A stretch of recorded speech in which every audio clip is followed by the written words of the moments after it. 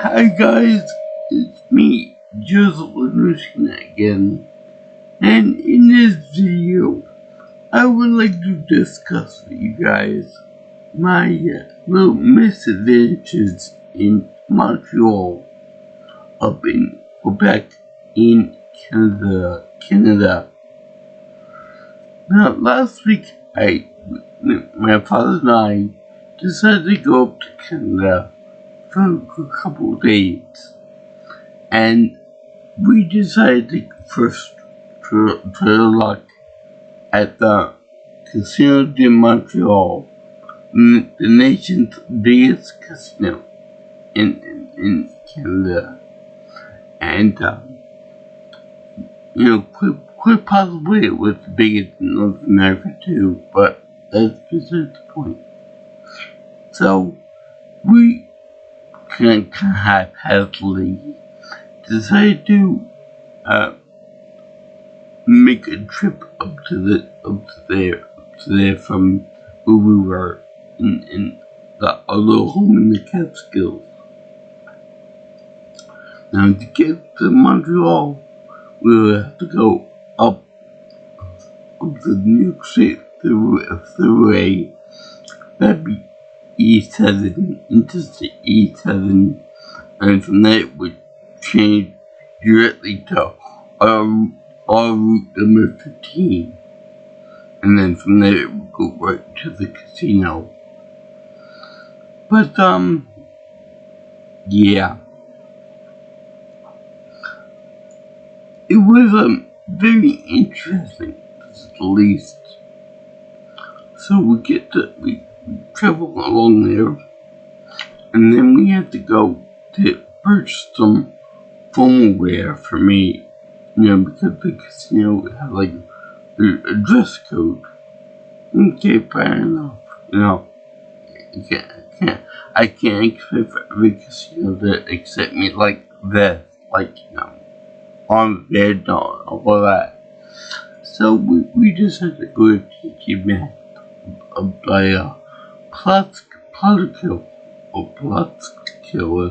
whatever, Platskill. And the cashier guy over there told us about Messina. There was a casino over there, and a very interesting pot marijuana industry over there. So we could check that out instead of going to Montreal. So he knew there was something up. He knew that it would be as all it's cracked up to be. He knew it was kind of wonky and weird up there. So we didn't pay him no mind. So we decided to go up there anyway. So we go over there, we go over to the border crossing, no fanfare, no big deal, no nothing. But still, the guy with the guard was nice. He was obviously an American. He let us pass, even though we crossed the X zone before we were supposed to. No big deal, being that we hadn't crossed the border yet in any country, so we were new at that. So he let us go with that. He did ask us if we had any drugs on hand. Yes. Are you sure you don't have any drugs? So we said no. We actually didn't have any drugs except prescription stuff for me and my father. No big deal. So he let us go there. We were all happy about it and stuff. And we were like, yay, we're going across the border, yay. It was getting dark outside too. Beautiful flood sunset it was. And over there we had to drive for an hour and a half to get to Montreal City. So okay, that was fine and dandy. And then we made it across the border with no problem. We were driving it, we had full tank of gas. which is very good because it was a very lonely highway. And what I mean by that is that there was nothing there. There were no truck stops, no gas stations, no restaurants, no food, no nothing. It's all a barren wilderness land. It's just a highway there. It was actually really scary and really concerning to me and my father because if something would happen to the car or if we would get hungry, we'd be screwed. So it was about maybe 8 or 9 o'clock at night. It wasn't a big deal. We weren't hungry yet. All that stuff. So we drove there, got an hour and a half to go to drive, and I thought that going into Canada, in Quebec, would kind of like going to New Orleans or the state of Louisiana. Like would there be French influence there? But there would also be English speakers and English influence too, so that so that we Americans could get by. We're having to go through a French dictionary and stuff. But no, everything was full on French, full on metric system. So instead of like miles per hour, everything was kilometers an hour, which my father, who was driving at the time, didn't know how to handle. So I won't visit tell him what to do based on what my phone says, slow down, speed up. And everywhere we're passing us, thinking, why are you stupid Americans doing this low speed? So it was no big deal. But what was a big deal for us was that the minute or so that we crossed the border, our GPS went completely dead. Completely out of it. It was like we exited the good zone and went to the bad zone. Okay? Like North Korea, let's say. So, that was okay, we could understand it being American and stuff. Then the phone signal was on too, altogether outright dead. There were no phone signals either. We could call up our loved ones in the States to tell them that we were and stuff. That was actually really scary because I could swear that my phone plan and so with my father's phone plan, that our phone plans could handle Canada, as well as Mexico, presumably. But I guess not. So we decided to go forward and go toward the Montreal. Now what's really weird is that we had to go an hour and a half more or less on the border to the actual city of Montreal, and there was nothing there. Like I said before, absolutely nothing there. So I know this may be a weird reference, but do you remember that movie Super Mario Brothers? Super Mario Brothers 93. Remember Dino Hatton? Well, it reminded me a lot of that. Being that everything was a little wasteland pretty much in the movie, except for this one small city. Well, large city, okay? That was pretty much it. It was barren virgin forest and that kind of thing, but it was just one big city, one bastion of civilization right in the middle of it. And I'm assuming that that's most of Canada, that the main areas of population, the main population centers are all lit up and everything else. But whereas everywhere else, all the 90% of the other part of the country is forest, mountains, rivers, all that clean stuff you can think about. So that was kind of unsettling. Going to a new country where everything was all electronic and dark, except for the map on the phone. Until we reached the city, and we had to go to the casino from there.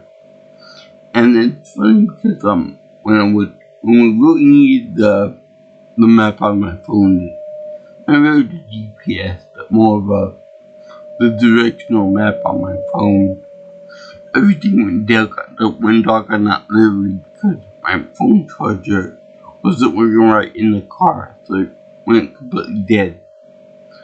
Meanwhile, I was over there apologizing profusely to my father.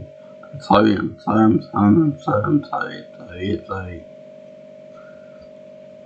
I was also on my phone too, which never happened before either. So, we kind of just talked on that. And,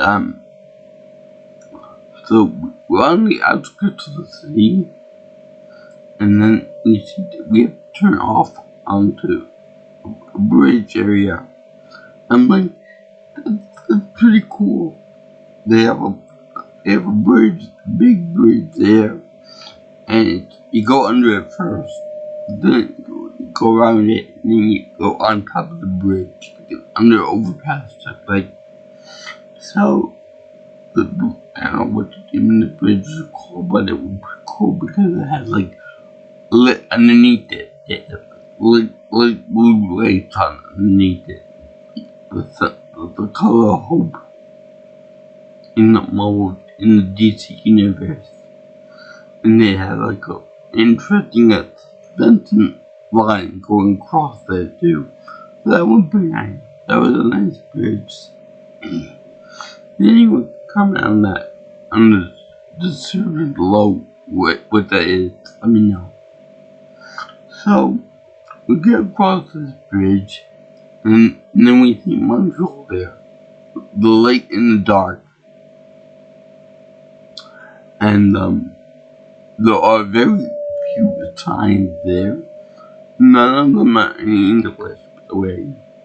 None of them are English. And occasionally, we see a sign for this casino. So, it was we couldn't find it. You would think that with a big casino like that, you'd think you would have a sign or two every couple miles saying that you're on the right track here, just keep on this road. But I know that, on my map at least, it says to get there, just for following Route 15. So, I'm trying to tell my dad, you gotta stay on this route. And he was saying, we gotta stay on this route. Then I was saying, I think we passed it. Maybe we should just go here. So, stupid him, he listened to me. And, we end up going to the, not so nice part of town. We test my drift. So we figured, like any normal person, we figured to ask directions. And that was a big mistake. Because, no, I know that Montreal was a big French-speaking area and stuff, but that's the only thing that people spoke. French. Now, I've taken French for 4 years back in high school. And I'll break it too. But there's no way on earth I could have prepared myself for this. Because everyone spoke French. everyone was not being rude. I thought that was just the stereotype of people.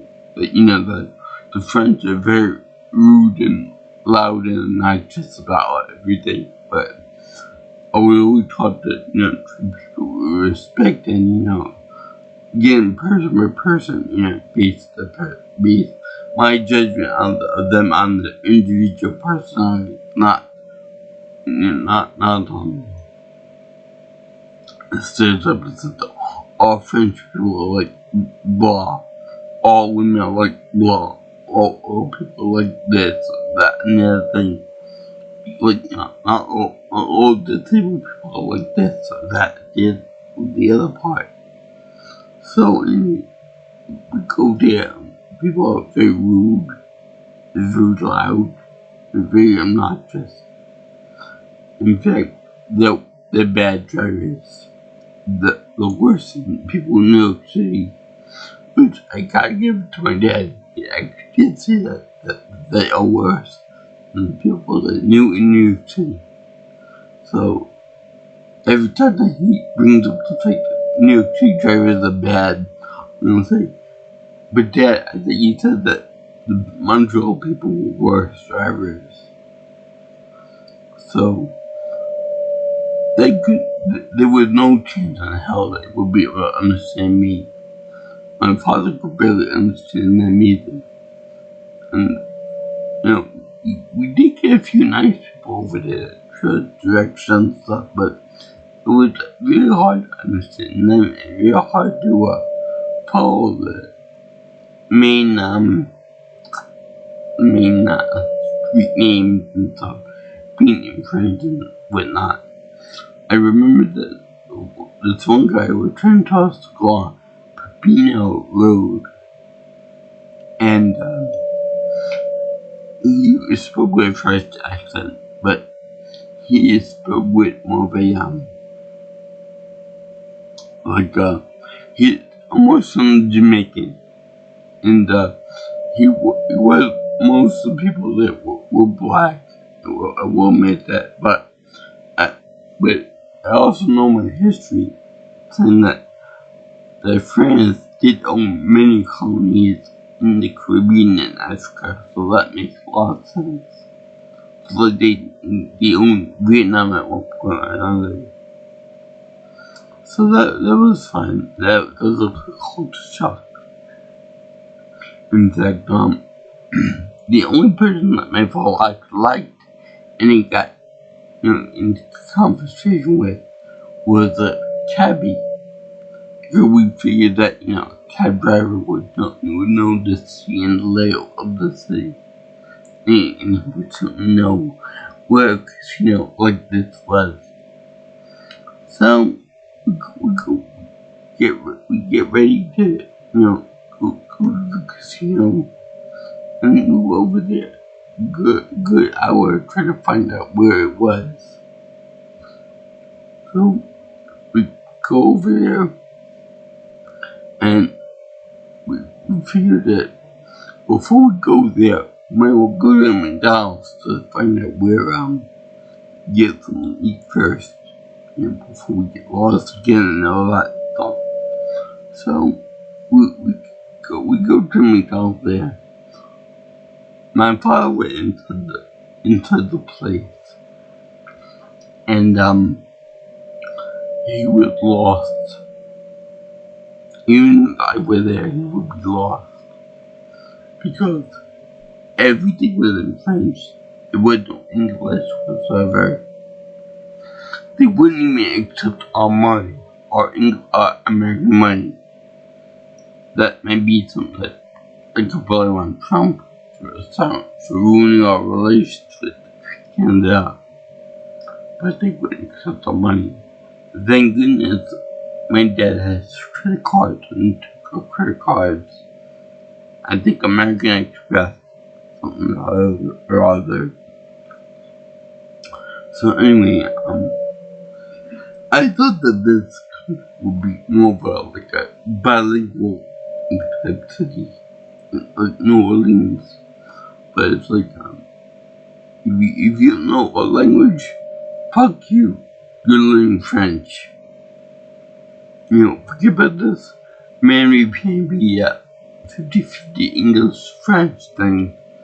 You know, if you learn a language, then go to hell.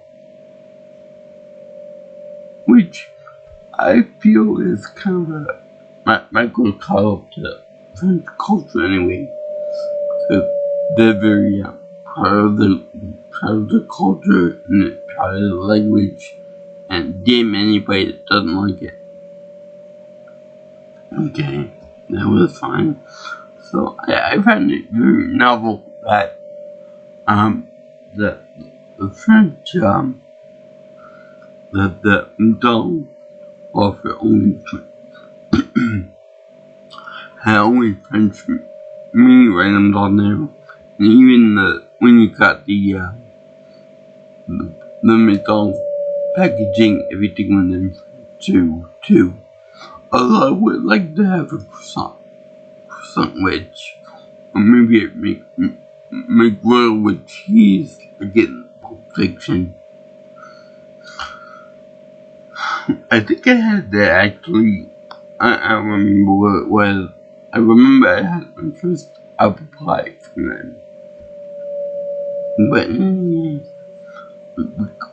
get the food there, and we go on Papino Road, or Avenue, whatever it was. And we go into the casino on the way there. And it turns out that if we had stayed on Route 15, we would have been good. We would have been in good gravy. But no, I had to say, let's get off here because I think we got off early and we passed it. So we go there. No, I should know better.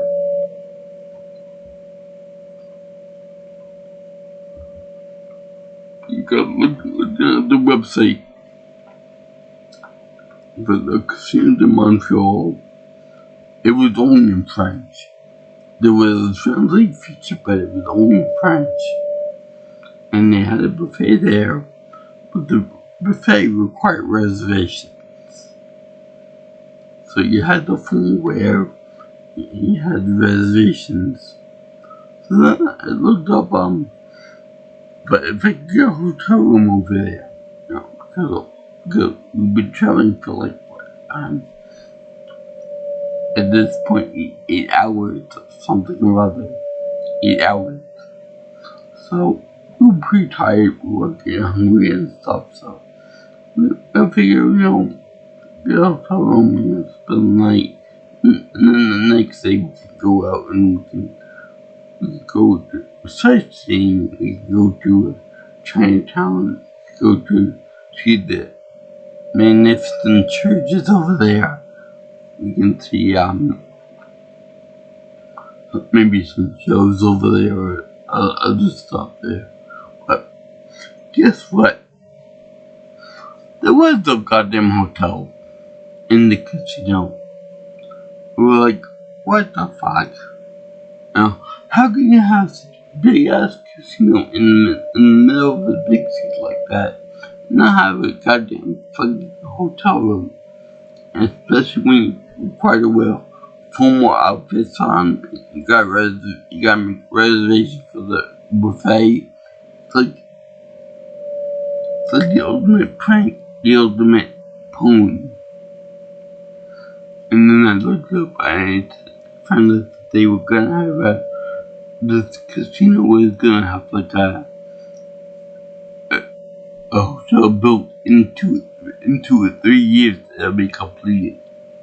So like, what the fuck? Wait, got teachers like that? You know, I mean, sure it's nice that they're gonna be building one eventually, and they're gonna be completing it eventually, but still, you know, what about for the people that want to go there now and play the games there now?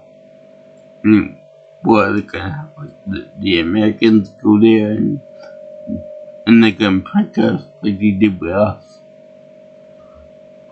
So anyway, we go over there. We still can't find this goddamn place. Like for the nation's biggest casino, it was really hard to get to. I mean, very, very hard to get to. And the thing was, when it wasn't so much hard to get to, there weren't any signs for it whatsoever. I mean, in this whole thing, I only saw one sign with lights on it saying, go this way for the casino. We're over there asking people left, right, and sideways now how to get to the casino. And look, I learned it was on. You'd think it'd be like one straight route to the casino, but nope. It's like how should I put this remember that game Grand Theft Auto 4 when you're in the middle of the whole routes, and then there's that little side island with like a bunch of like little pathways and stuff that go around loops and all that circle and stuff. Yeah, it reminded me of that a lot. In that, you know, there were little pathways, there were little loops, there were little annoying little sideways pathways and stuff. So it kind of reminds me of a little bit of Lover's Lane, where people go to make out and do other package stuff. And it was highly annoying and highly aggravating. So we get to the casino, you find out that there's no hotel places to go. And my father decided to ask around. That's when the cops over there where the police are. Well, he said, no, you can't park here. Move on. Go on, move on. It's like, my dad said, we're just asking directions for a hotel room. Go on, you can't park it, go on, move. We're holding traffic, come on, move it. It's like, we need help, and he's not willing to help us. So go fuck himself. Even the cops were rude to us in French. They were like, you son of a bitch. You piece de merde. Or piece de merde. My dad liked that word because it was French, but it was also Italian. And Italian's in his wheelhouse. So he knew that one pretty well. And he was like, come on, can't catch a break. You know, it's just our money here. If we went to casino, they might make up different rates. They look at us weird. They would call us stupid Americans behind our backs. All kind of other stuff there too. So you would think that as all this is getting on to be about midnight now.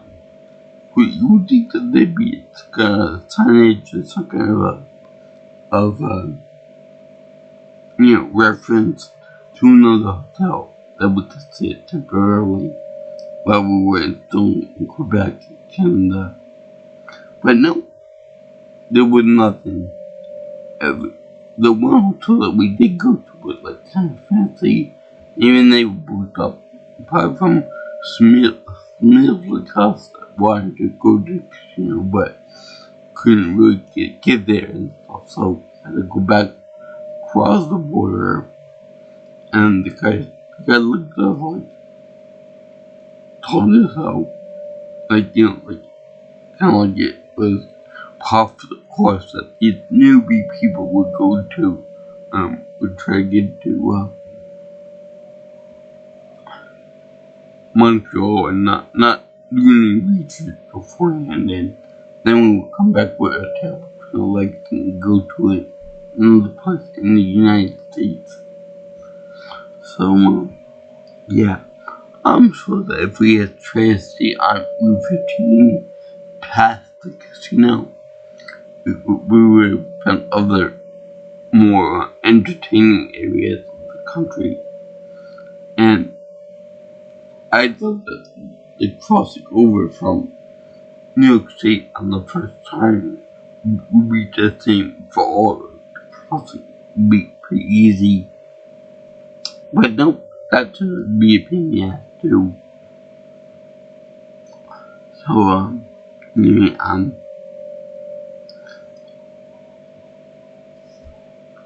I finally found out that the hotel would exchange our money, would take our cash, but the only thing they was their own rates for it. Which is kind of a disappointment, kind of lame too. Let's see here, we never went back from Montreal, and I don't want to go back either. From right here, I hear that the place sucks because, in fact, one of my new friends that I met at this casino in Messina, the Indian reservation one, he told me that he lives right next to the casino there, and he comes all the way over here to almost 2 hours away to gamble at our casino, and there were other people there from I don't know where in Canada, but they came over here across the border just to gamble and hang out with their loved ones and stuff. So that really says a lot about the quality of the work at the casino over there. That they have to have people come over here just to gamble, where they got all the gambling over there for not so much traveling. That's how we used to go in the casino over there. That they come over here for a break. But I have heard that the people that come over here never go to that casino at all. I can't imagine why. I can't imagine why. I mean, the building itself looks gorgeous. It looks like a cross between a cathedral and a ship, a big cruise ship. But other than that, look, I think it might be one of the most terrible spots in the world. I don't want to use the word ghetto, but I guess it draws out all the citizenry of the city, and just depresses everybody in it. So it's like a big money sink. Plus the fact that no conveniences of a hotel in the casino. At least right now, it's like, we want you to go somewhere. We want you to make a reservation for restaurants. We want to charge up the ass for stuff. But we don't want to give you any consideration like a pricey hotel room. Screw you, fuck you. We don't want to give you any luxury or anything. What we want to make, what we want to do, pretend we care. So anyway, I won't go back to Montreal because it's so horrid. The expenses very big. There was no translation on the signage. There was no consideration from our country, from the U.S. I can hardly imagine what it'd be like if somebody from the China or Germany were to go over there, or China, or Japan or something, were to go over there. It'd be even more of a culture shock to them, unless they were really, really, really good at French, and unless they were also used to all the snobbiness and the rudeness of French people. But the people that I was talking about at the casino from Canada were rude, obnoxious, and whatever.